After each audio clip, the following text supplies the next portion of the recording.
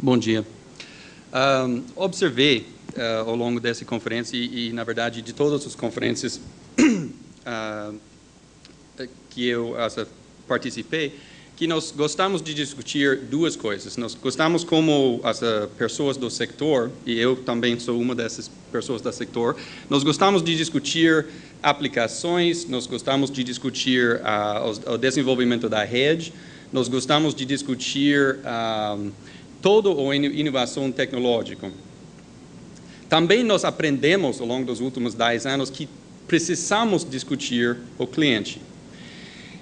E olhando as apresentações, sempre tem a parte de rede, as novas aplicações, as novas inovações, e lembrando que tudo isso é feito para o cliente. Eu vou propor uma coisa um pouco diferente, que nada disso vai impactar muito o cliente final. A pessoa hoje em dia que tem banda larga em casa, que tem um celular e tem um telefone fixo, não vai ter nenhuma experiência diferente de um mundo convergente. Também, engraçado, olhando, por exemplo, essa aplicação na geladeira, a reação, com certeza, de várias pessoas na sala, incluindo eu, é assim, isso é legal, eu preciso comprar uma dessas. E sentado ao lado da minha mulher, que olha isso e fala, isso nunca vai entrar na nossa casa.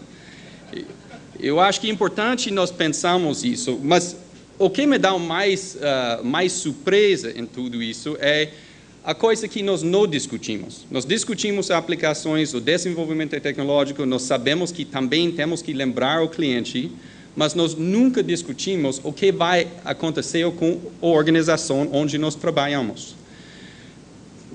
Eu não sei se eu pressionar alguma coisa para mudar. Quando nós discutimos convergência, nós lemos várias declarações como esta aqui, que convergência é a combinação da rede de voz dentro de uma rede de dados, mudando de circuito para pacotes e tudo mais. Mas o que eu tenho highlight aqui é algumas observações interessantes, eu acho interessante. A primeira é toda equipe de rede vai precisar uma competência na área de dados, particularmente da rede IP. E o fato é, hoje, quase ninguém tem essa competência dentro da área. Por isso, eu acho que a convergência, do ponto de vista do nosso setor, é principalmente uma pergunta de uma mudança organizatória, uma mudança de recursos humanos. A próxima. Quando eu falo isso, eu tenho duas reações. Um grupo que simplesmente não acreditar que isso é necessário. Não, os engenheiros vão entender como fazer isso, eles são pessoas bastante competentes, eles sabem tudo e eles vão aprender. E eu tenho o maior respeito para todos os engenheiros. Eu não sou engenheiro, mas eu tenho todo o respeito para todos os engenheiros no setor. Mas para esse grupo, eu vou mostrar um estudo, que é um estudo que é bastante comum na época. É um estudo de mudança da mundo mainframe para o mundo client-server. E até eu acho que esse estudo é bastante conservador. Igualmente, o engenheiro de telecomunicações, o engenheiro da mainframe, é um engenheiro bastante competente. Quando você fala rocket scientist, é realmente quase o que essa pessoa era. 15% desse... tem que voltar? Tá, aqui. 15% desse grupo não queria mudar para o mundo client-server. E nós podemos pensar que não queria porque não queria ou não queria porque não podia. O 15% simplesmente não conseguir fazer essa transição, seja, não conseguir aprender, não conseguir fazer essa mudança de um jeito razoável do ponto de vista de carreira profissional.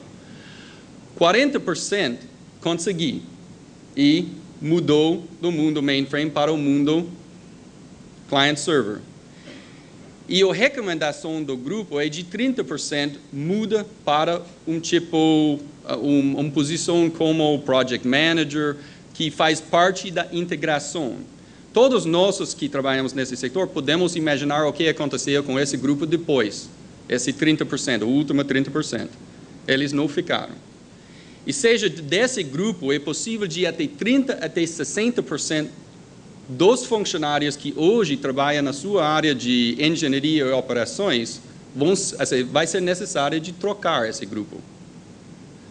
Tem um segundo grupo que fala, agora eu acredito o que você está falando, mas é fácil, vamos treinar eles. Porque, de novo, engenheiros são pessoas bastante competentes, bastante inteligentes, e eles vão conseguir ser retreinados. Recentemente, eu participei de uma conferência feita de Mercury Val, que é uma grande consultoria da Executive Search, em São Paulo. Eles falaram o seguinte, a tendência hoje é o treinamento ser feito cada dia mais focado em poucos funcionários. E o modo geral de pensar nisso que eles têm, tem 5% da companhia que são os executivos de alta capacidade que têm que ser treinados todo o tempo. E tem 10% que são os que a gente chama de undeveloped talents, essas pessoas que têm o potencial que ainda falta um certo treinamento, que vão receber. Tem 50% que tem algum nível de treinamento por exemplo, um grau de universidade, etc. Esse grupo, a tendência é cada dia mais fazer uma terceirização desse grupo. E o 35% são os unskilled e tem que ser trocado. Interessante, no nosso setor nós pensamos que todo mundo tem um skill set. Impossível, não tem ninguém que chama unskilled. Mas pensa bem, hoje em dia um operador na rede ganha quase o dobro que a maioria de nós paga o empregado em casa. Ou seja, não é uma pessoa hoje que você pode categorizar como skilled.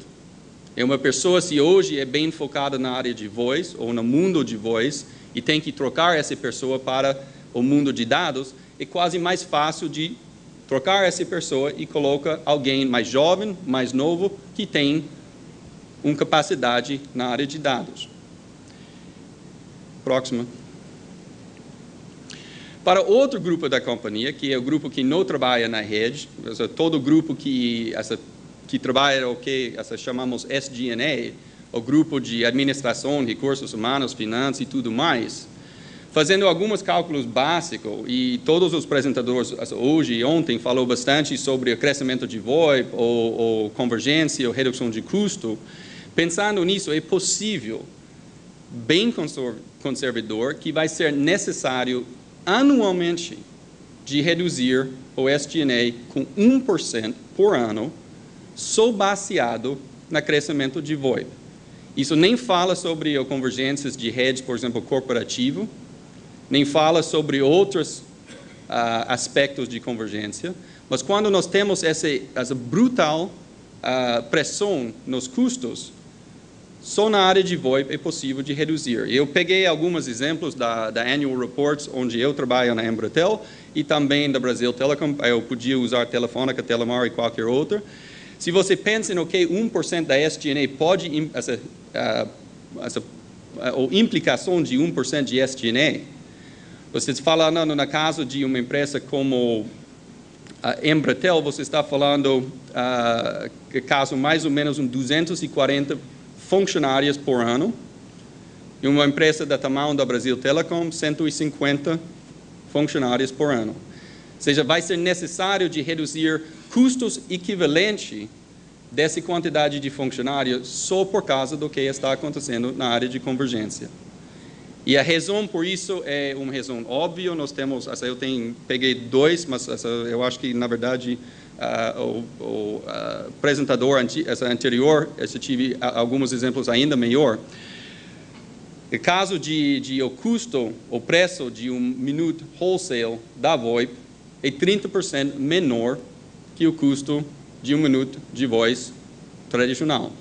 E uma empresa pode reduzir com 40% até 60% o cost of ownership de um rede de convergência em comparação de um rede não compartilhado.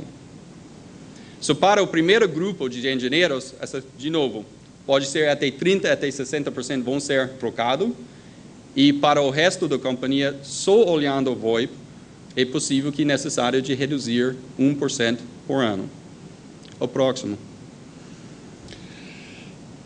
O que todos nós falamos muito é nós vamos adicionar novas aplicações que têm capacidade de vídeo, jogos e tudo isso que tem a possibilidade de crescer a quantidade de tráfego na rede, que compensa essa redução que nós temos hoje em dia. Um exemplo disso chama coisas que chama disruptive phenomenon. Um disruptive phenomenon é o tipo o Skype, é um tipo Napster, uma coisa que entra de um jeito que ninguém realmente na indústria pensou que isso vai acontecer. Mas que é interessante, o nome disruptive phenomenon é exatamente uma indicação que no nosso setor nós temos um problema de identificar e capitalizar nessas tecnologias. O exemplo de Vivo, Vivo é o líder do mercado, uma empresa extremamente competente, lançando 15 serviços para conseguir 2 ou 3 sucessos, e provavelmente isso é extremamente bem feito da nossa indústria. Quando eu comecei, para você ter uma ideia, quando eu comecei na Dinamarca, trabalhando na área de telecomunicações, o produto lançado mais rápido da nossa história era 6 anos. 6 anos de concepção para realização. Hoje em dia está melhorando, mas ainda é um ano e meio para lançar um serviço na nossa rede. Entra um Messenger, entra um VoIP, entra uma videoconferência de Microsoft, entra um Skype, entra um Napster, e tudo isso entra fora. E entra fora porque nós temos uma dificuldade de identificar e ainda mais dificuldade de capitalizar. O clássico exemplo de uma aplicação desenvolvida ou indústria de telecomunicação é o WAP. E todo mundo sabe o que aconteceu com o WAP. E quando eu falo isso para pessoas na indústria, a resposta é sempre assim, mas nós não vamos contratar ninguém, nós vamos entrar em parceria com pessoas que sabem como fazer isso. O problema com isso é duas. A primeira, nós precisamos ter uma competência in-house que pode trabalhar junto com pessoas de área de mídia, de informática, de computador. Precisamos ter esse pessoal in-house só para gerenciar uma parceria. E segunda, para identificar quais são os desses, são os mais interessantes.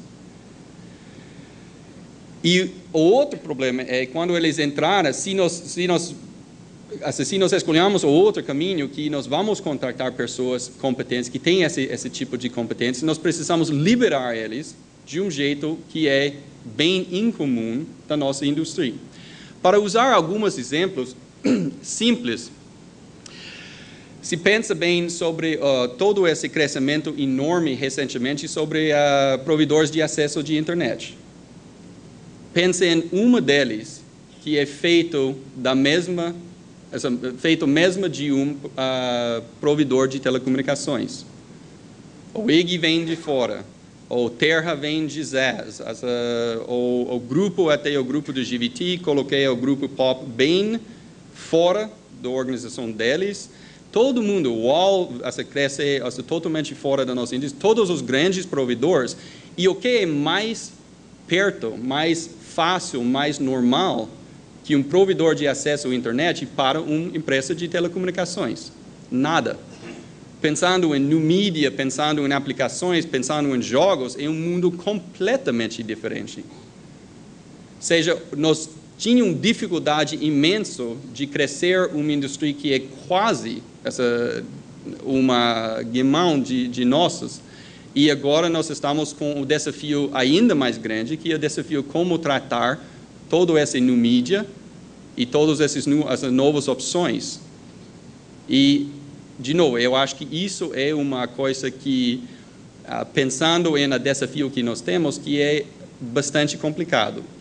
E quando eu olho isso, eu acho que o sumário é o seguinte, nós temos que começar a tratar isso como uma mudança radical do ponto de vista de recursos humanos, ainda nós não começamos esse desenvolvimento porque a maioria das redes hoje não são compartilhadas.